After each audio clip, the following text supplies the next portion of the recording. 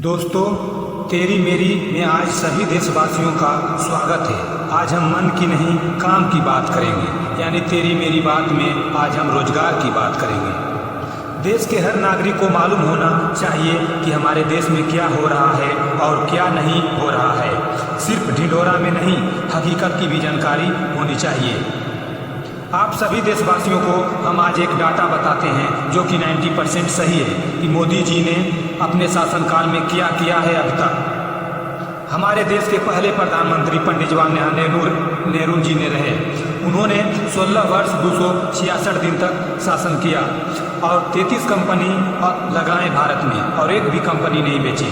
दूसरे में लाल बहादुर शास्त्री जी आएंगे। उन्होंने 1 वर्ष 216 दिन तक भारत के प्रधानमंत्री पद पर रहे और 5 कंपनी लगाए और एक भी कंपनी नहीं बेची। तीसरे में इंदिरा गांधी जी आए। उन्होंने 66 कंपनी लगाए, 15 वर्ष 350 दिनों तक भारत के प्रधानमंत्री बने रहे। फिर राजीव गांधी आए।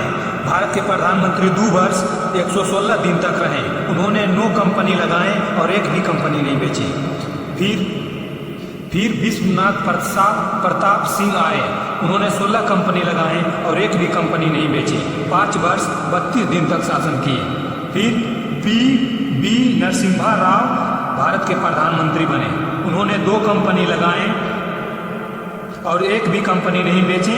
उन्होंने 343 दिनों तक सिर्फ शासन किया।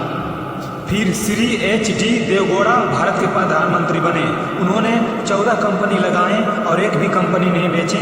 उन्होंने 4 वर्ष 330 दिन तक भारत के प्रधानमंत्री बने रहे। फिर श्री इंदर कुमार गुजराला आए। उन्होंने 3 कंपनी लगाए, एक भी कंपनी नहीं बेचे और 1 वर्ष 290 दिन तक भारत के प्रधानमंत्री बने रहे। फिर श्री अटल बिहारी वाजपेयी जी आए। उन्होंने 17 कंपनी लगाए और 7 कंपनी बेचे। उन्होंने 6 वर्ष 80 दिनों तक भारत के प्रधानमंत्री पर बने रहे और अटल बिहारी वाजपेयी भी भाजपा का ही सरकार था और बेचना शुरू हो गया देश का। फिर माननीय मनमोहन सिंह आए। उन्होंने 23 कंपनी लगाए और 3 कंपनी बेचे और 10 साल 2 दिन तक भारत के प्रधानमंत्री पद पर रहे। फिर आ जाइए, जो कहते हैं बड़े बड़े लंबे भाषण देते हैं नरेंद्र मोदी जी। उन्होंने 0 कंपनी भारत में अब तक लगाए और 23 कंपनी बेच चुके हैं। 6 वर्ष 2 दिन तक शासन किए हैं भारत पर अब तक। देश के हर नागरिक को मालूम होना चाहिए। श्री लालू प्रसाद जी ने रेलवे को 1.25 लाख करोड़ का फायदा दिया तो मीडिया वाले और मोदी भाजपा सरकार ने मिलकर घोटाला का इल्जाम लगाकर उन्हें जेल भेज दिया। और आज जब रेलवे सहित न जाने कितना कंपनियां बिक रहा है तो उन्हें लग रहा देशभक्ति हो रहा है। जब नारा लगाते हैं तो मंत्री जी कहते हैं कि किस चीज़ का आज़ादी चाहिए। अरे आपकी बेईमानी से हमें आज़ादी चाहिए साहब। हम आपसे पूछना चाहते हैं, आपकी बेटी तो विदेश में पढ़ती है, आपका बच्चा तो लंदन में पढ़ता है, आपका बच्चा अमेरिका जैसे बड़े देश में पढ़ता है और हमारे घर के बच्चे मगध यूनिवर्सिटी, भागल यूनिवर्सिटी और वीर कुंवर सिटी जैसे यूनिवर्सिटी में पढ़ते हैं। फिर भी उनके भविष्य के साथ खिलवाड़ करते हैं। 3 साल का BA आप 5 साल में कराते हैं। साहब, लाज नहीं लगता है? आज मिला ये जनता से आंख, दीजिए उनको जवाब। एक नौकरी करने वाला इंसान पूरी जिंदगी मेहनत करता है तब जाकर एक पक्का मकान बना पाता है। बेटा बेटी को पढ़ाकर बेटी की शादी करता है तो उसका सारा पैसा रुपया खत्म हो जाता है।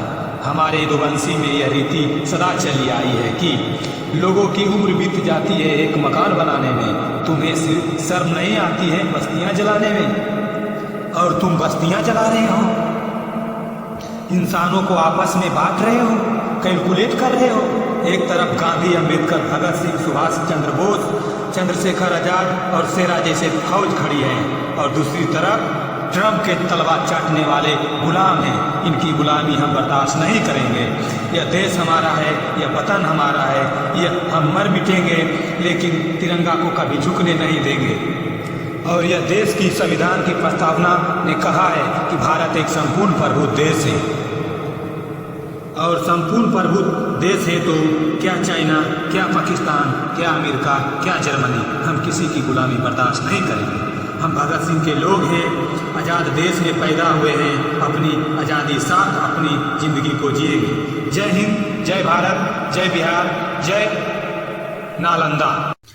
दोस्तों, तेरी मेरी में आज सभी देशवासियों का स्वागत है। आज हम मन की नहीं